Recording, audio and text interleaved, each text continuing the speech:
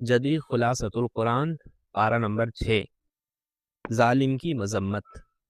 5ویں پارے کے آخر میں منافقوں کی مذمت تھی اور انہیں سخت ترین عذاب کی وعید سنائی گئی تھی۔ اس لیے 6 پارے کے شروع میں یہ بتایا گیا کہ اللہ بری باتوں کے اظہار کو پسند نہیں کرتا، مگر ضرر کا خطرہ ہو یا جو ظالم ہو اس کی مذمت کی جا سکتی ہے۔ لہٰذا اس پر کوئی تعجب نہیں ہونا چاہیے کہ اللہ نے منافقین کی پردہ دری کیوں کی۔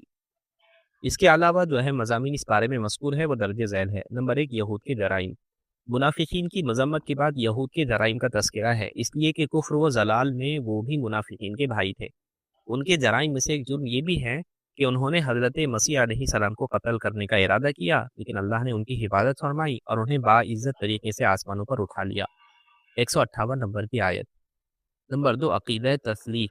یہود کے بعد اہل کتاب کے دوسرے گروہ یعنی نصارہ کا تذکرہ ہے، جن کا ایک انتہائی غلیظ عقیدہ یہ تھا کہ خدا ایک نہیں ہے بلکہ 3 اقنوم سے مرکب ہے، یعنی باپ، بیٹا اور روح القدس۔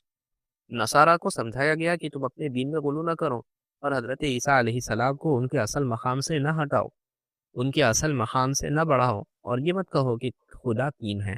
171 نمبر کی آیت ہے۔ عابدیت میں حد تک نہیں۔ پھر جبکہ خود حضرت عیسیٰ علیہ السلام اللہ تعالیٰ کے سامنے عاجزی اور عبودیت میں اپنی کوئی حد تک محسوس نہیں کرتے بلکہ عزت محسوس کرتے ہیں، تو تم کون ہوتے ہو حضرت عیسیٰ علیہ السلام کو خدا ٹھہرانے والے؟ 172 نمبر کی آیت۔ نمبر 3، قریبی ورثاء کے حقوق۔ سورہ نساء کے اختتام پر دوبارہ اس مضمون کا اعادہ ہے جو اس سورت کے شروع میں بیان ہوا تھا، یعنی عورتوں کے معاملے کی رعایت اور قریبی ورثاء کے حقوق کا خیال۔ 176 نمبر کی آیت۔ سورہ مائدہ، ترتیبی نمبر 5، نزولی نمبر 112۔ سورہ مائدہ مدنی صورت ہے اور اس میں 120 آیات اور 16 رکوع ہے۔ چونکہ اس میں مائدہ دسترخوان کا قصہ مذکور ہے، اس لیے اس کا نام مائدہ رکھ دیا گیا۔ آیت نمبر 112 سے 115 میں۔ یہ سورت ہجرت مدینہ کے بعد نازل ہوئی۔ بعض روایت سے ثابت ہوتا ہے، جیسا کہ حضرت عائشہ رضی اللہ عنہا نے فرمایا کہ نزول کے اعتبار سے سورہ مائدہ آخری سورت ہے۔ اس صورت میں حلال و حرام کے متعدد احکام اور 3 قصے بیان کیے گئے ہیں۔ تکمیل دین کا اعلان۔ اس صورت کی خاص بات یہ ہے اس میں آیت کریمہ بھی ہیں جو حجۃ الوداع کے موقع پر حضور اکرم صلی اللہ علیہ وسلم پر نازل ہوئی۔ اس آیت میں تکمیل دین کا اعلان کیا گیا۔ یہ وہ آیت ہے جس کے بارے میں ایک یہودی نے حضرت عمر سے کہا تھا، اے امیر المؤمنین، اگر یہ آیت ہمارے اوپر نازل ہوتی تو ہم اس دن کو یوم عید قرار دے دیتے۔ آپ نے جواب میں فرمایا، میں اس دن کو بھی جانتا ہوں اور اس گھڑی کو بھی جانتا ہوں جب رسول اللہ صلی اللہ علیہ وسلم پر یہ آیت نازل ہوئی تھی۔ وہ عرفے کی شام اور جمعہ کا دن تھا، گویا اس دن ہماری 2 عیدیں تھی۔ اس صورت کا جو حصہ 6 پارے میں آیا ہے اس میں جو اہم مضامین بیان ہوئے ہیں وہ درج ذیل ہیں۔ نمبر 1، عہد اور عقد۔ اس صورت کی ابتدا میں اہل ایمان کو ہر جائز عہد اور عقد کو پورا کرنے کا حکم دیا گیا، خواہ وہ عہد و عقد انسان اور رب کے درمیان ہو یا انسان اور دوسرے انسان کے درمیان ہو۔ گویا یہ آیت ان احکام کو بھی شامل ہے جو اللہ نے بندوں پر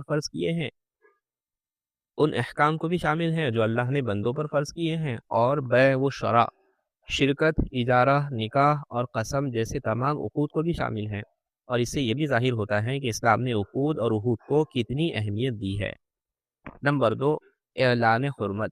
کھانے پینے کی بہت ساری ایسی چیزوں کی حرمت کا اعلان کیا گیا ہے جنہیں زمانے جاہلیت میں حلال سمجھا جاتا تھا، کیونکہ ان چیزوں کے کھانے میں صحت و جسم کا بھی نقصان ہے، فکر و نظر اور دین و اخلاق کا بھی نقصان ہے۔ مثلا مردار، بہنے والا خون، خنزیر کا گوشت اور وہ جانور جسے غیر اللہ کے نام پر ذبح کیا جائے۔ البتہ استرار کی صورت میں جبکہ جان کو خطرہ لاحق ہو ان کا کھانا جائز ہے۔ ان نجس چیزوں کے علاوہ باقی طیبات اور پاکیزہ چیزوں کو حلال قرار دیا گیا۔ آیت نمبر 3 اور 4۔ نمبر 4، اللہ کا فضل و انعام اور احسان۔ حلال اور حرام کے بیان کے بعد اللہ تعالیٰ نے مسلمانوں پر اپنے فضل و انعام و احسان کا ذکر کیا کہ اللہ نے انہیں وضو اور غسل کے ذریعے ظاہر و باطن کے اعتبار سے پاک کیا ہے تاکہ وہ روحانی طور پر اللہ کے ساتھ مناجات کے لیے تیار ہو سکے۔ بندوں پر اللہ کے فضل و احسان میں سے ایک یہ بھی ہے کہ پانی کے استعمال کی قدرت نہ ہونے کی صورت میں تیمم کی اجازت دی ہے۔ یہ آیت نمبر 6 ہے۔ کیونکہ اسلامی شریعت آسان شریعت ہے، اس میں قدم قدم پر بندوں کی مجبوریوں کا لحاظ رکھا گیا ہے، چنانچہ اس پارے کے 6 رکوع میں فرما دیا گیا، اللہ تم پر تنگی نہیں کرنا چاہتا، بلکہ وہ چاہتا ہے کہ تمہیں پاک کر دے اور تمہارے اوپر احسان پورا کر دے تاکہ تم شکر کرنے والے بن جاؤ۔ نمبر 4، یہود کی بزدلی، فتنہ و فساد، سرکشی اور تکبر۔ اس پارے کے 7ویں رکوع میں یہود کی بزدلی، ان کی فتنہ و فساد، سرکشی اور تکبر کا بیان ہے۔ ان اوصاف کے بیان کرنے کا مقصد یہ ہے کہ مسلمان اپنے آپ کو ان خرابیوں میں مبتلا ہونے سے بچا کر رکھے۔ یہود کے ساتھ ساتھ نصارہ کے احوال بھی بیان کیے گئے ہیں۔ ان سے بھی اللہ کے حکموں پر قائم رہنے کا وعدہ لیا گیا تھا، لیکن انہوں نے اللہ کے عہد کو توڑ دیا، جس کی وجہ سے اللہ نے ان کے دلوں میں بغض و عداوت ڈال دی۔ باوجود یہ کہ یہ دونوں گروہ بہت ساری اعتقادی، عملی اور اخلاقی خرابیوں میں مبتلا تھے، پھر بھی وہ یہ دعویٰ کرتے تھے کہ ہم اللہ کے بیٹے اور اس کے محبوب ہیں۔ اس دعوے کی تردید کرتے ہوئے فرمایا گیا کہ اگر واقعی تم اللہ کے محبوب ہو تو وہ تمہیں تمہارے گناہوں کی سزا کیوں دیتا ہے؟ آیت نمبر 18۔ اس مذمت اور تردید کے بعد انہیں دین حق اور خاتم الانبیاء علیہ السلام پر ایمان لانے کی دعوت دی گئی ہے۔ نمبر 5، فلسطین میں داخلے کا حکم۔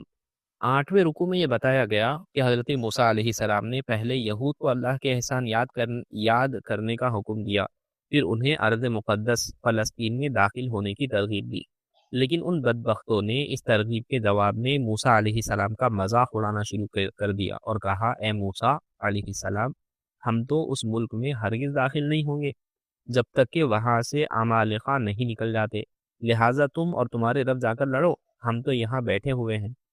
24 نمبر کی آیت ہے۔ نمبر 6، حابیل قابیل کا قصہ۔ بنی اسرائیل کی سرکشی اور نافرمانی کے تذکرے کے بعد 9ویں رکوع میں آدم علیہ السلام کے 2 بیٹوں حابیل اور قابیل کا قصہ ذکر کیا گیا ہے، جس کے مطابق قابیل نے حسد کی بنا پر اپنے بھائی کو قتل کر دیا۔ یہی حسد یہودیوں کے اندر بھی پایا جاتا ہے، جس کی وجہ سے انہوں نے خاتم الانبیاء علیہ السلام کی رسالت کا انکار کیا۔ اسی قصے کی مناسبت سے ڈاکوؤں، باغیوں اور زمین میں فساد پھیلانے والوں کی سزا ذکر کی گئی، یعنی کسی کو سولی دی جائے، کسی کو قتل کیا جائے اور کسی کے ہاتھ پاؤں الٹی جانب سے کاٹ دیے جائے۔ 33 نمبر کی آیت۔ پھر 10ویں رکوع میں چوری کرنے والے مرد اور چوری کرنے والی عورت کا ہاتھ کاٹنے کا حکم دیا گیا ہے، کیونکہ یہ ملک کے امن و تحفظ کے لیے خطرہ بنتے ہیں، لہٰذا ان کو ایسی سزا دینا ضروری ہے جس سے دوسرے عبرت حاصل کریں۔ یہاں یہ حقیقت پیش نظر رکھنا ضروری ہے کہ اسلام انسان کی جان، عزت اور مال کی حفاظت کو بڑی اہمیت دیتا ہے، اور ان کے لیے خطرہ بننے والوں کے لیے ایسی عبرتناک سزائیں تجویز کرتا ہے کہ ان کا تصور ہی انسان کو جرم کے ارتکاب سے روک دے اور ایسے لوگوں کو سر اٹھانے کا موقع نہ ملے جو اجتماعی امن کے لیے خطرہ ثابت ہو۔ چند ہاتھ کٹنے سے لاکھوں انسانوں کو اگر امن اور سکون میسر آ جاتا ہے تو یہ گھاٹے کا سودا نہیں۔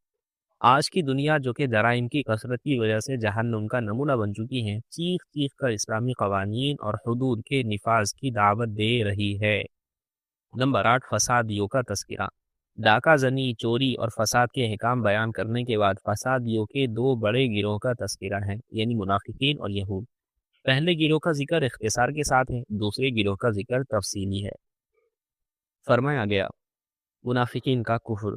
اے رسول صلی اللہ علیہ وسلم، آپ کو وہ لوگ غم میں نہ ڈالیں جو کفر میں جلدی کرتے ہیں اور جو اپنے منہ سے کہتے ہیں کہ ہم مسلمان ہیں اور ان کے دل مسلمان نہیں۔ یہود کا جھوٹ، اور وہ جو یہودی ہیں یہ جھوٹ بولنے کے لیے جاسوسی کرتے ہیں اور ایک دوسری جماعت کے جاسوس ہیں جو آپ کے پاس نہیں آئی۔ 41 نمبر کی آیت۔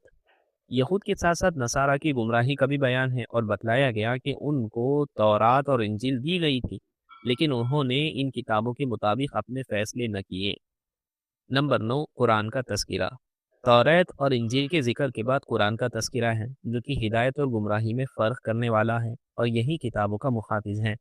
عقائد، عبادات، معاملات اور اخلاق سے تعلق رکھنے والی کوئی ایسی نصیحت اور کوئی ایسا کام نہیں جو انسانیت کی فلاح کے لیے ضروری ہو اور کتب سابقہ میں تو ہو مگر قرآن میں نہ ہو۔ نمبر 10، یہود و نصارہ سے قلمی دوستی۔ اس کے بعد مسلمانوں کو یہود و نصارہ کے ساتھ قلبی دوستی لگانے سے منع کیا گیا، کیونکہ وہ امت اسلامیہ کے سخت ترین دشمن ہیں۔ فرمایا گیا، اے ایمان والوں، تم یہود و نصارہ کو دوست نہ بناؤ، وہ آپس میں ایک دوسرے کے دوست ہیں، اور تم میں سے جو ان سے دوستی رکھیں گا وہ انہی میں سے ہوگا، بے شک اللہ تعالیٰ ظالم قوم کو ہدایت نہیں دیتا۔ 51 نمبر کی آیت ہے۔ نمبر 11، عالم اسلام کے حکمرانوں کے لیے لمحہ فکریہ۔ قرآن کریم کی صداقت کا زندہ معجزہ ہم اپنی آنکھوں سے دیکھ رہے ہیں کہ آپس کے شدید مذہبی اور سیاسی اختلافات کے باوجود یہود و نصارہ مسلمانوں کے مقابلے میں متحد ہے۔ تعجب تو اس بات پر ہے کہ عالم اسلام کے حکمراں قرآن حکیم کی واضح ہدایت کے باوجود یہود و نصارہ سے تینگے بڑھاتے ہیں اور ان کے اشاروں پر بنیاد پرست مسلمانوں پر ظلم و ستم کے پہاڑ ڈھاتے ہیں۔ نمبر 12، کفار کی دوستی میں ارتداد کا خطرہ۔ کفار کے ساتھ جب قلبی دوستی لگائی جائیں گی تو ارتداد کا بھی خطرہ رہے گا۔ اس لیے اگلی آیت میں مسلمانوں کو ارتداد سے بچنے کی تلقین کی گئی ہے، کیونکہ ارتداد سے سارے اعمال باطل اور ضائع ہو جاتے ہیں اور انسان پر ہمیشہ کے لیے دوزخ واجب ہو جاتی ہے۔ اللہ کا دین تمہارا محتاج نہیں۔ ساتھ ہی یہ بھی وضاحت کر دی گئی کہ اللہ کا دین تمہارا محتاج نہیں۔ اگر تم مرتد ہو جاؤ تو اللہ تعالیٰ تم سے بہتر لوگوں کو دین کی خدمت کے لیے کھڑا کر دے گا۔ فرمایا، اے ایمان والو، اگر تم میں سے کوئی اپنے دین سے پھر جائے گا تو اللہ ایسے لوگوں کو پیدا کر دے گا جن کو وہ دوست رکھے اور جسے وہ دوست رکھیں، اور جو مومنوں کے حق میں نرمی کریں اور کافروں سے سختی سے پیش آئے، اللہ کی راہ میں جہاد کرے اور کسی ملامت کرنے والے کی ملامت سے نہ ڈریں۔ یہ اللہ کا فضل ہے، وہ جسے چاہتا ہے دیتا ہے، اور اللہ کشائش والا اور جاننے والا ہے۔ 54 نمبر کی آیت۔ نمبر 13، کفار کی دوستی کی قباحت۔ یہود و نصارہ کی دوستی سے منع کرنے کے ساتھ ساتھ سچے اہل ایمان سے دوستی لگانے کا حکم دیا گیا ہے۔ کفار کی دوستی کی قباحت کو واضح کرنے کے لیے مسلمانوں کو سمجھایا گیا کہ وہ اسلام کے شعائر کا مذاق اڑاتے ہیں، اس لیے ان کے ساتھ دوستی کسی طور پر بھی جائز نہیں۔ یہود و نصارہ کی گمراہیوں میں سے یہ بھی ہے کہ انہوں نے اسلام اور قرآن کو جھٹلایا، اور نصارہ نے حضرت عیسیٰ علیہ السلام کو خدا ٹھہرایا، جیسا کہ چھٹے پارے کے 14ویں رکوع میں فرمایا، بے شک وہ لوگ کافر ہوئے جنہوں نے کہا اللہ وہی مسیح ابن مریم ہے، اور ان میں سے بعض نے کہا کہ وہ 3 میں سے تیسرا ہے۔ قرآن نے ان کے غلط نظریے کی تردید کرتے ہوئے فرمایا، مسیح ابن مریم اور ان کی والدہ دونوں کھانا کھاتے ہیں۔ 75 نمبر کی آیت۔ ظاہر ہے کہ جو کھانا کھائیں گا وہ فتلہ نکالنے کا بھی محتاج ہوں گا، اور جو محتاج ہیں وہ خدا نہیں ہو سکتا۔ نمبر 14، دین میں ناحق غلو۔ یہود و نصارہ دونوں کو دین میں ناحق غلو کرنے اور خواہشات کی اتباع کرنے سے منع کیا گیا ہے، کیونکہ یہ غلو اکثر گمراہی کا سبب بنتا ہے۔ نمبر 15، یہود پر اللہ کی لعنت کا سبب۔